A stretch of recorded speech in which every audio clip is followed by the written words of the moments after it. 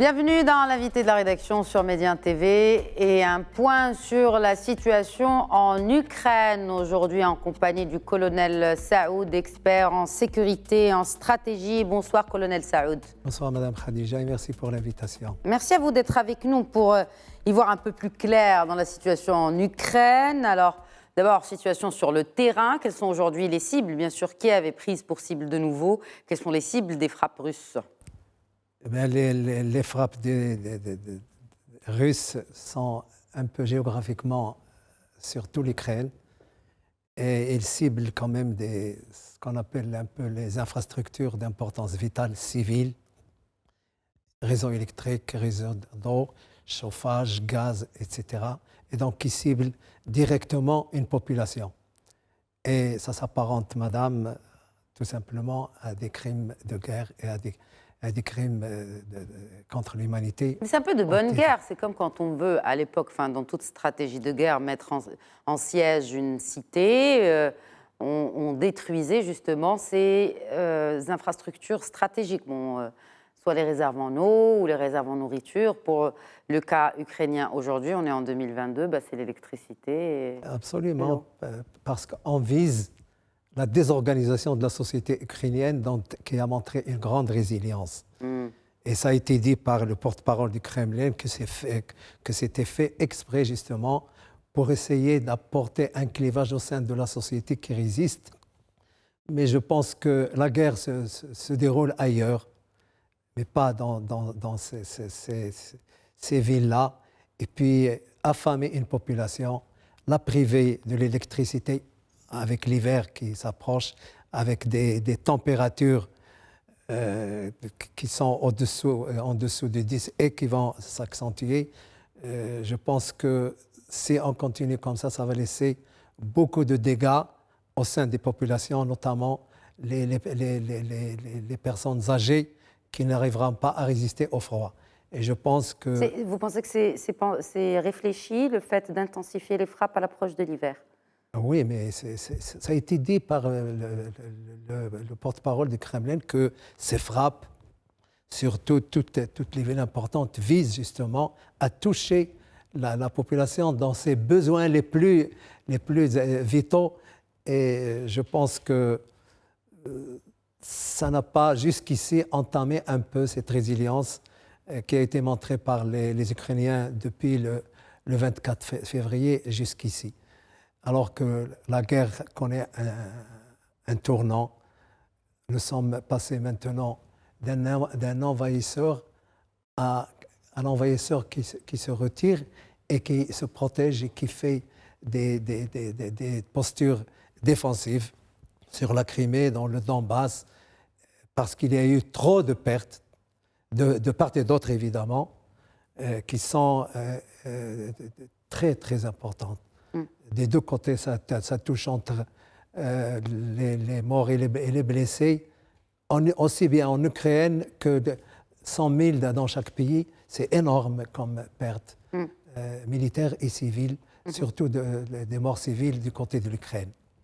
Alors, la situation autour de la centrale de Zaporijia continue donc de susciter de l'inquiétude. Quels sont les risques? Les risques, d'abord, c'est une centrale nucléaire. Je n'en retiens que l'objectif.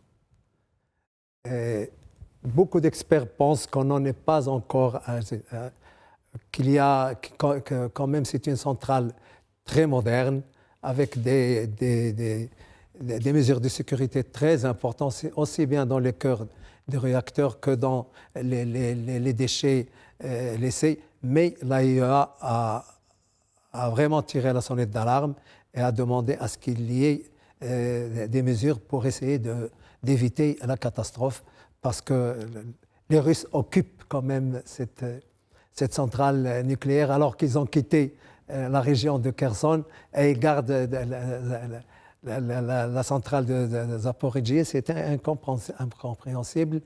Et je pense que, et ça c'est un avis qui n'engage que votre interlocuteur, que cette centrale-là, comme point très sensible, doit être l'objet d'une surveillance internationale. Il y a Moscou et Kiev qui s'accusent mutuellement d'être à l'origine des bombardements sur cette centrale. Oui, vous savez, pour vous dire la vérité, tout le monde sait qui a fait quoi. Comme pour la Pologne, comme pour les frappes sur la Pologne.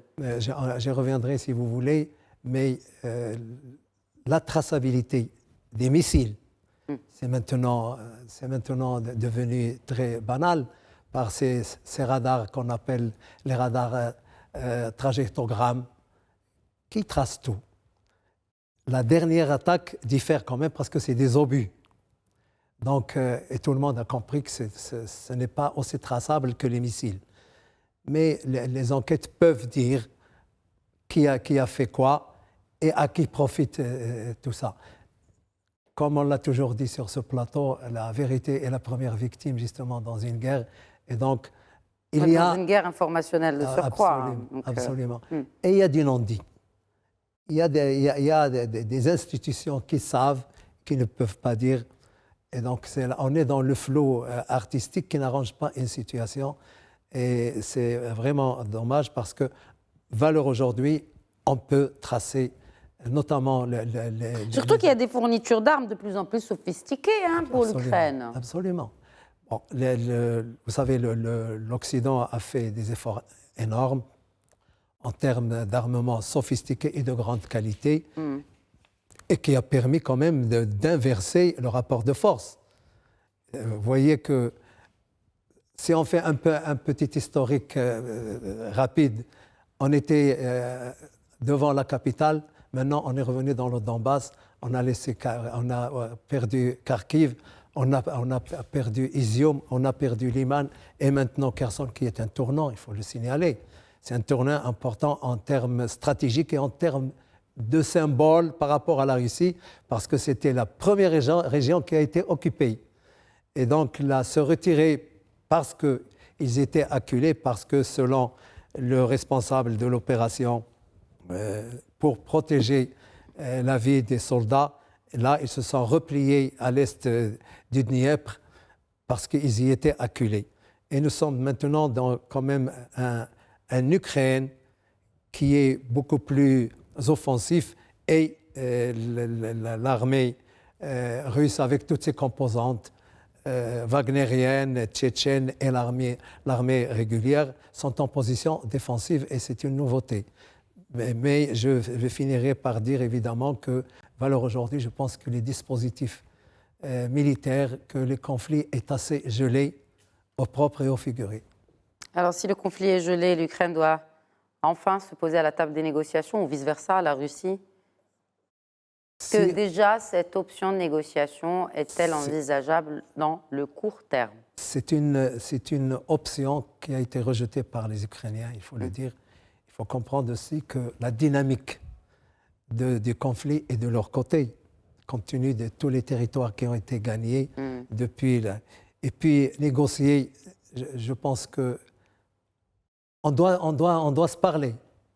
On doit discuter, mais on est loin de la négociation, tant les positions des uns et des autres sont assez éloignées et qu'il y a des lignes rouges des deux côtés. La Crimée vous dit, l'Ukraine vous dit que c'est la totalité des territoires occupés depuis la Crimée et jusqu'à l'annexion dans le Donbass, ça doit être ce qui n'est pas tenable pour les Russes, évidemment. Donc on est dans des positions assez éloignées, quoique on échange des prisonniers, paradoxalement. Aujourd'hui, hier, ça discute quand même. Mais ça négocie, mais ça négocie des prisonniers. Je ne dirais pas la négociation, madame. C'est quoi? Des échanges.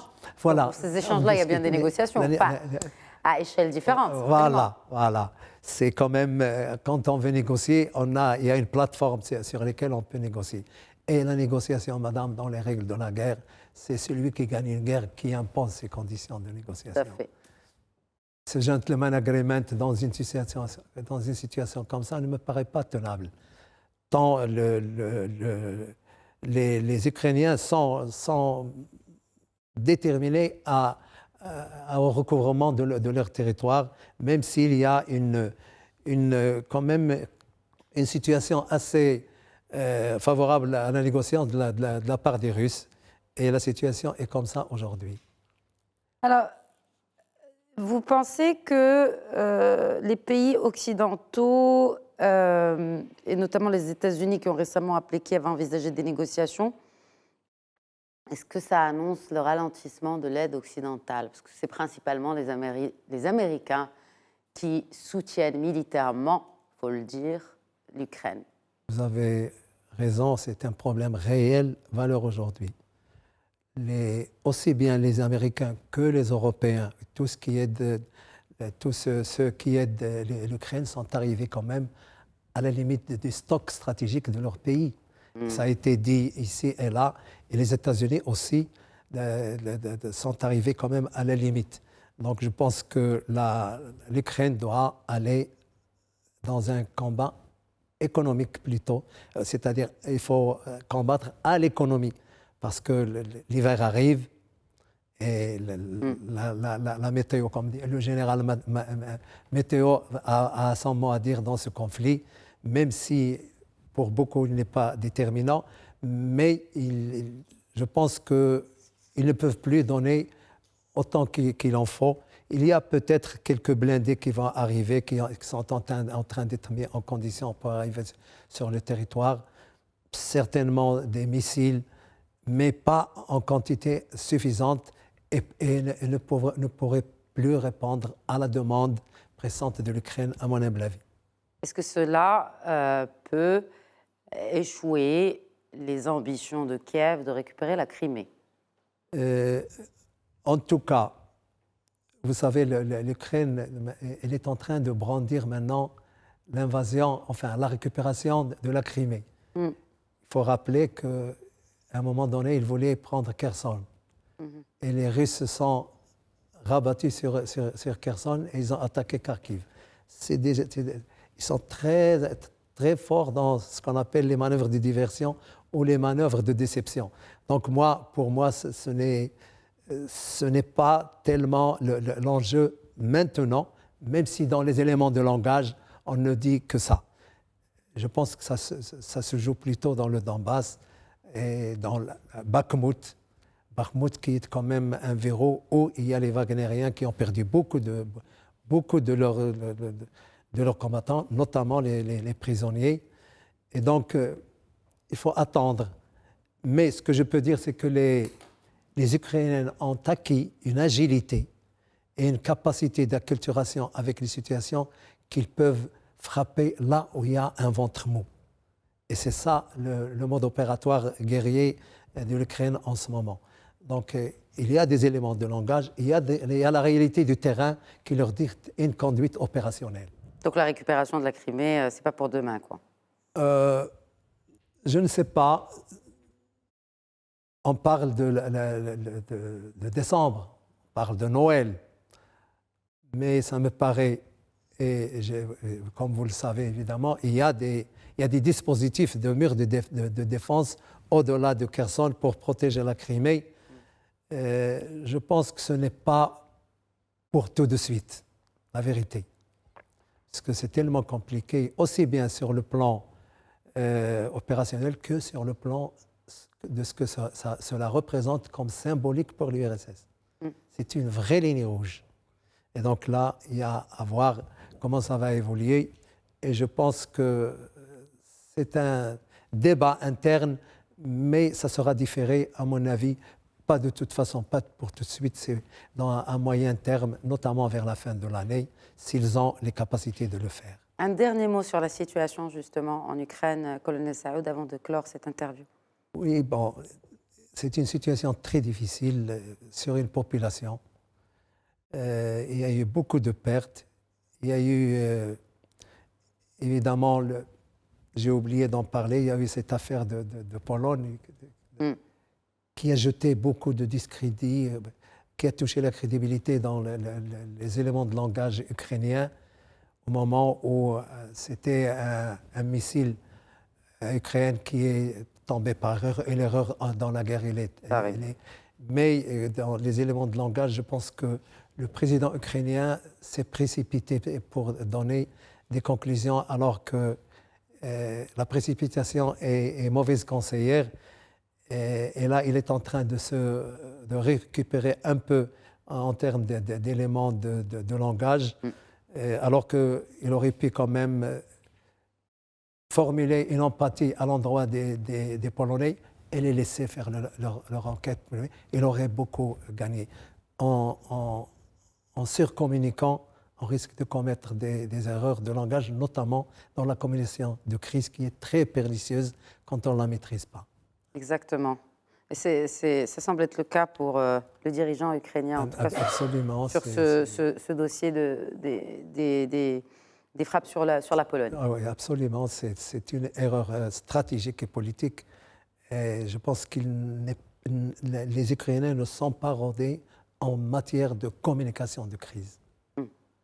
En tout cas, de communication sensationnelle, voilà. C'est le cas. Voilà. Et on peut comprendre d'où ça vient. Oui. Merci beaucoup, colonel Hassan Saoud. C'est moi qui vous remercie. Merci d'avoir répondu à nos questions et d'avoir fait le point avec nous sur la situation en Ukraine. Merci, madame. Toujours un plaisir de vous accueillir. C'est partagé. Et merci à vous. Très bonne suite des programmes sur notre antenne.